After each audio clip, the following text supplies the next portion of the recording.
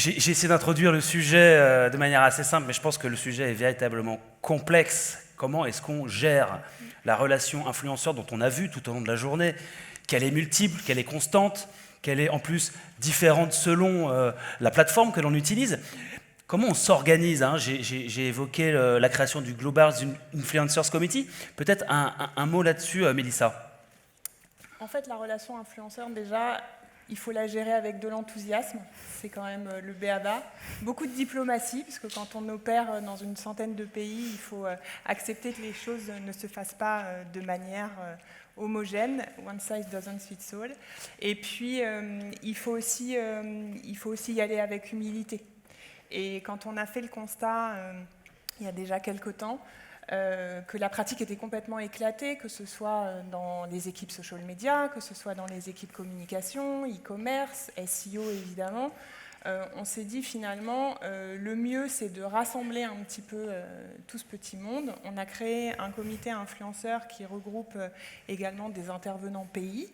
On se réunit régulièrement. Et puis, je parlais d'humilité tout à l'heure parce que finalement, c'est une matière en perpétuelle évolution, donc on apprend aussi en marchant, et l'objectif de ce comité influenceur, c'est de proposer des outils pratiques, simples, pédagogiques aussi pour les pays qui sont un petit peu moins structurés que le siège, pour leur permettre d'avoir une démarche homogène, la plus homogène possible en tout cas, et de pouvoir cadrer les choses au maximum, tout en laissant un espace de liberté pour que les pratiques locales et les use and habits local puissent trouver leur place.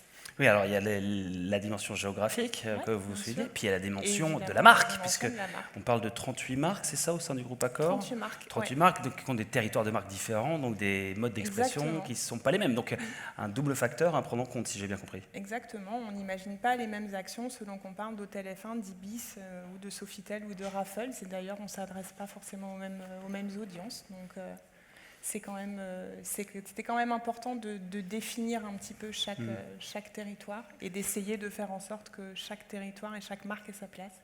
Donc si on revient sur le Global Influencers Committee, juste pour faire un petit focus dessus, combien de personnes y contribuent ? Enfin, du coup, 38 pays, 38 personnes, ça se passe comment ? Non, c'est pas 38 pays, c'est pas 38 marques. 38 marques, pardon. Et encore moins 100 personnes. Non, on est une petite quinzaine. Après, en fait, à intervalles réguliers, on fait aussi, on invite également les pays à venir un petit peu expliquer l'évolution de la pratique dans leur pays. On a également différents chantiers que là, on split en focus group. J'y reviendrai peut-être un petit peu après. Le premier chantier de ce comité, il a été effectivement sur la charte influenceur dont va vous parler Marie. C'est parti, Marie, la charte influenceur, quelle transition. Moi, vous l'attendez tous. Cool. Oui, donc comme Mélissa l'a dit, c'est vrai que quand on est un groupe qui a une taille comme le nôtre, il y a vraiment un devoir finalement d'exigence réciproque, à la fois de notre part, mais de la part des influenceurs également avec qui on travaille, à la fois sur la production des contenus qu'on délivre, les messages qu'on délivre, mais aussi cette relation de partenariat qu'on a avec nos influenceurs qui doit se faire sur une base de transparence, c'est important.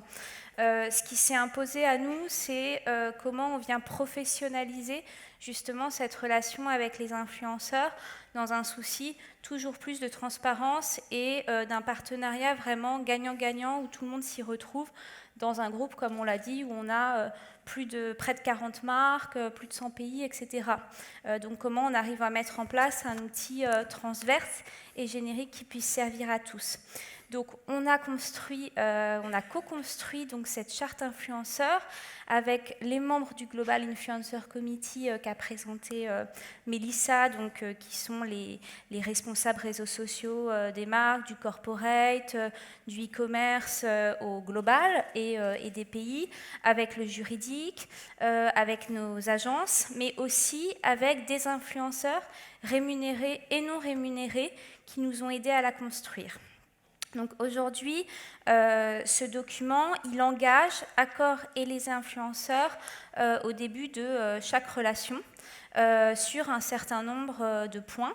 Et on a construit ce contenu autour de 3 axes clés. Le premier, c'est ce qu'on a appelé la liberté d'opinion, c'est-à-dire comment on garantit, nous, en tant que groupe, qu'on va bien respecter la ligne éditoriale et le positionnement de l'influenceur avec qui on travaille, parce que l'idée, c'est pas de venir dénaturer sa ligne éditoriale ou de vouloir le faire rentrer au chausse-pied dans notre stratégie de marque. Donc ça, c'est déjà vraiment la base qui nous semblait la plus importante.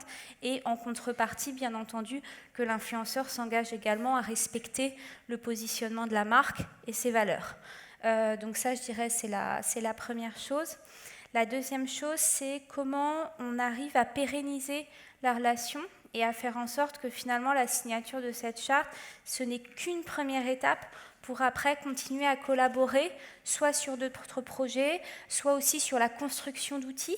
Donc on va voir Alex Viseo tout à l'heure, donc c'est pas pour faire ma faillotte, mais on a eu une très bonne collaboration avec lui, et donc typiquement c'est quelqu'un qu'on peut venir solliciter quand on est sur ce type de création d'outils pour avoir son œil. Donc c'est extrêmement intéressant. Et puis le troisième axe, c'est vraiment sur tout ce qui est le respect des engagements du groupe. On est un groupe qui est coté au CAC 40 avec qui implique un certain nombre aussi de réglementations, etc. Et on est un groupe aussi très engagé en matière sociétale ou de développement durable, etc.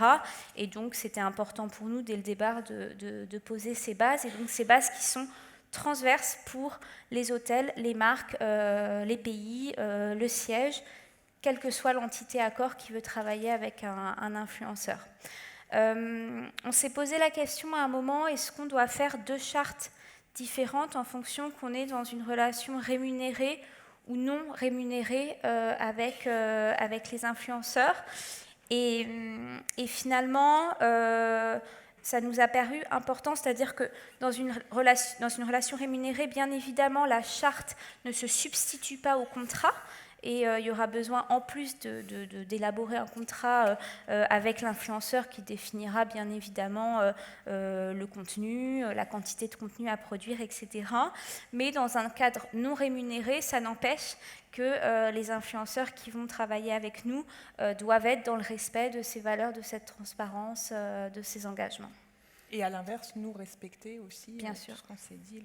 Oui, alors justement, les impacts concrets de l'application de cette charte, vous les observez. Vous avez observé des changements, du coup, depuis la... D'ailleurs, ça date de quand, précisément le lancement de la charte, il date d'il y a 8-10 mois. 8-10 mois, donc c'est relativement récent. C'est un peu court pour peut-être observer des trends, mais malgré tout, vous en observez ? Pas forcément, parce que finalement, le fait justement d'être présent dans 100 pays et chacun a sa pratique, on a pu quand même avoir des feedbacks assez rapides, et c'était justement important pour nous et pour les membres du comité de pouvoir réajuster le tir. Mais finalement, en ayant impliqué les pays eux-mêmes ont impliqué des influenceurs avec lesquels ils travaillaient. Donc, par ricochet, on a pu assez facilement se rendre compte qu'on était quand même assez bien dans les clous. On s'autorise complètement à avoir une année 2 avec quelques ajustements, mais franchement, c'est à la marge. Les agences, maintenant, c'est un mandat. Les agences avec lesquelles on bosse, maintenant, c'est un mandatory pour eux aussi. Donc, les retours sont assez positifs, et le peu de fois où il n'y a pas eu de retour, finalement... où il n'y a pas eu de retour, ou en tout cas que le retour a été négatif avec un refus de signer la charte, finalement c'est sans regret, parce que ça veut juste dire qu'on n'était pas sur les mêmes bases et qu'il ne fallait pas bosser ensemble. Quoi. Ouais. Et il y a plutôt eu même une perception assez positive de la part d'influenceurs aussi, de se dire c'est bien, je vois que je travaille avec un groupe, avec une marque qui prend en considération mon métier, qui a compris mon métier et qui s'engage aussi à respecter mon travail et mon identité. Donc honnêtement, c'est plutôt positif. Après, bien évidemment, c'est un document qui devra évoluer, puisque c'est un métier qui évolue en permanence. Donc voilà. Parce qu'on est presque sur de la matière vivante, vous le disiez, vive en tout cas. Alors du coup, on a compris que la charte, le comité sont quand même des socles, d'une certaine manière, de la relation avec les influenceurs. Quels sont les prochains projets que vous allez mener donc dans le sens de la fluidification, c'est pas facile à dire, de la relation influenceur, l'optimisation, le respect mutuel. Quels sont les prochains projets finalement? Les prochains projets, il y en a 3. Le premier, c'est de descendre vraiment au niveau des hôtels. Accor, c'est un groupe qui a aujourd'hui, ça change à peu près toutes les 24 heures, mais on a 4800 hôtels. Donc, les hôtels sont tout autant d'endroits dans lesquels il peut y avoir des influenceurs qui spontanément vont aller. Et donc l'idée, c'était de développer des guidelines pour eux. Dans la mesure où un influenceur se fait identifier à l'accueil, d'avoir un intérêt particulier et peut-être tout bêtement essayer de privilégier des chambres avec vue, lui expliquer dans le travail d'un réceptionniste qui va expliquer un petit peu les modalités, les services que propose l'hôtel, de lui mettre en avant peut-être un restaurant qui vient d'ouvrir ou dont le design a été fait par tel architecte, d'avoir un petit peu cette sensibilité-là. Et ça, c'est quasiment terminé. Le deuxième chantier qui est en cours, qui est un petit peu plus vaste, donc c'est le chantier de la rémunération. Comment est-ce qu'on essaye, non pas de dire, voilà, alors vous avez 300 000 followers, alors vous allez être payé tant, c'est absolument pas l'objectif, mais plutôt de partir d'une logique, c'est quoi le besoin aujourd'hui pour la marque et c'est quoi le besoin aujourd'hui pour le groupe. De là, on va s'intéresser à un certain type d'influenceurs. Et du coup, aussi dans une logique d'évaluation du contenu que l'on va demander, d'avoir un arbitrage sur la rémunération qui soit respectueux de la production qu'on va demander et clair, que ce soit côté agence ou côté Accor, on a besoin de cette transparence-là. C'est juste primordial quand vous faites des actions avec 10 ou 15 ou 3 ou 1 influenceur, d'avoir cette transparence sur la rémunération. Bien sûr. Même quand la commande et le lien avec l'influenceur est géré par l'agence. Je suppose qu'Accor est un groupe précurseur dans le domaine de la relation influenceur. Ces éléments du comité de la charte sont très structurés, très structurants. C'est quelque chose qui est assez répandu finalement ou...